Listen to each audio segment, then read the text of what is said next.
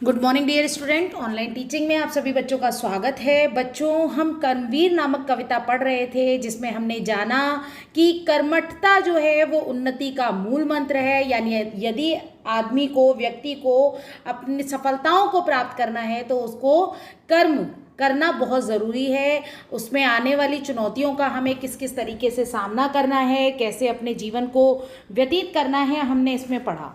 तो आइए आज हम उसका भाग 2 जिसमें हम आगे की पंक्तियों को पढ़ेंगे। व्योम को छूते हुए दुर्गम पहाड़ों के शिखर, वे घने जंगल जहाँ रहता है तब आठों पहर।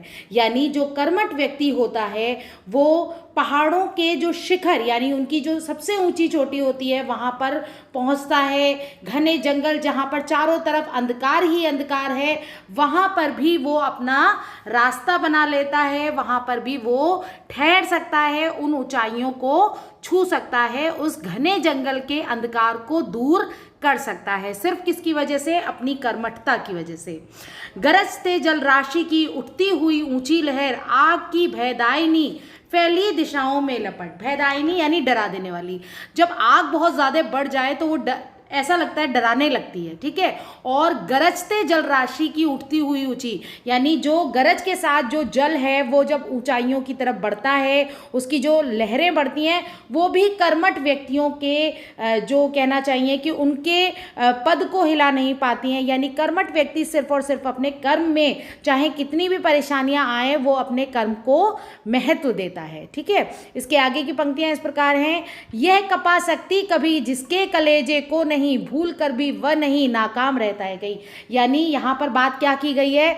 जो अपने कर्म को प्रधानता देता है, महत्व देता है, वो इन सब परेशानियों से, यानी चाहे अंधकार हो, चाहे आग चारों तरफ फैली हुई हो, डरा देने वाली आग हो, या पानी की जो आवाज़ है वो डरा देने वाली हो, इन सब चीज़ों से जो नाकाम, यानी वो उसे अपना काम करना है, उसे कहीं भी डरना नहीं है, ऐसा होता है वो कर्मठ व्यक्ति। पर्वतों को काट कर सड़कें बना देते हैं वे, सैकड़ों मरुभूमियों में नदियाँ बहा देते हैं वे, ठीक है। मरुभूमियों का मतलब बच्चों क्या होता है? जैसे कि आप सभी जानते हैं, रेगिस्तान, ठीक है। यानी पर्वतों को काटना, हमें एक पत्थर का टुकड़ा भी अगर काटना पड़ जाए तो कितनी परेशानी होती है। यानी जो कर्मठ व्यक्ति होता है, जो कर्मवीर होता है, यहाँ पर आपको एक उदाहरण के तरीके से बताया गया है कि वो ऐसे काम भी, यानी ये काम जो नाकाम से लगते हैं, उन काम को कर गुजरते हैं और उनमें भी अपनी सफलताओं को प्राप्त करते हैं। चिलचिलाती धूप को जो चांदनी देते बना, काम पड़ने पर करे जो सिंह का भी सामना, ठीक है। यहाँ पर क्या कहा जा रहा है कि उन्हें किसी बात से फर्क ही नहीं पड़ रहा है कि वो, कभी कभी क्या होता है कि अभी लाइट चली जाए तो आप परेशान हो जाते हैं बहुत जल्दी कि अरे कैसे करेंगे, है ना।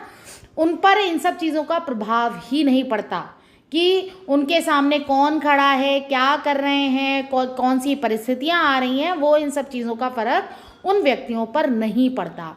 जो कि हंस हंस के चबा लेते हैं लोहे का चना, कठिन कुछ भी नहीं जिनके लिए जी में ठना। यानी जो मन में ठान लेते हैं उसको कर गुजरते हैं, और हंस हंस कर, यानी जो काम बहुत मुश्किल होता है ना, उसको भी वो बड़ी हंसी के साथ, बड़ी मुस्कुराहट के साथ कर गुजरते हैं। और कितनी बड़ी से बड़ी कठिनाई आ जाए, अगर उन्होंने मन में कोई चीज़ विचार कर ली, कोई चीज़ अगर उन्होंने सोच ली, तो उस काम को वो कर गुजरने से भी पीछे नहीं हटते।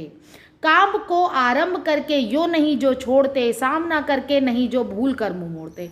यानी ऐसे नहीं होते हैं कर्मठ व्यक्ति, कर्मवीर। ये नहीं होता है कि काम को शुरू तो कर दिया है, स्टार्टिंग में तो बड़े जोश के साथ काम करा, और उसके बाद क्या करा कि उससे अलकसा रहे हैं, उससे ऊब रहे हैं, और उससे क्या कि अरे यार नहीं हो रहा है ना। और सामना, कितनी भी परेशानी आ जाए उसका वो सामना करते हैं और अपना मुंह उससे नहीं मोड़ते। मुंह मोड़ने का मतलब पीठ ना दिखाना। कोस कितने ही चले वह कभी थकते नहीं, कौन सी है गांठ जिसको वो खोल सकते नहीं, ठीक है। यहाँ पर क्या कहा जा रहा है कि कितनी भी, या चलने से मतलब क्या है, जो अपने कर्म करना है, ठीक है, वो सभी कर्मों को बिना थके करते हैं। और कोई ऐसी गांठ का मतलब उलझन, कोई परेशानी, क्या कहा गया है, ऐसी नहीं है। कृष्ण भगवान ने अर्जुन को उपदेश देते हुए बताया है कि कर्म करना हमारे अधिकार में है, इसके आगे हमारा क्षेत्र है। आज फल के बारे में हमें नहीं सोचना चाहिए, सिर्फ और सिर्फ कर्म करना, वैभव के जहां डेरे डले, ठीक है। या इन पंक्तियों में क्या कहा जा रहा है कि जितने भी देश आज विकसित और विकासशील हैं। विकसित मैं कहूँगी, जितने भी देश विकसित हैं वहाँ पर ऐसे ही लोगों का जन्म हुआ है।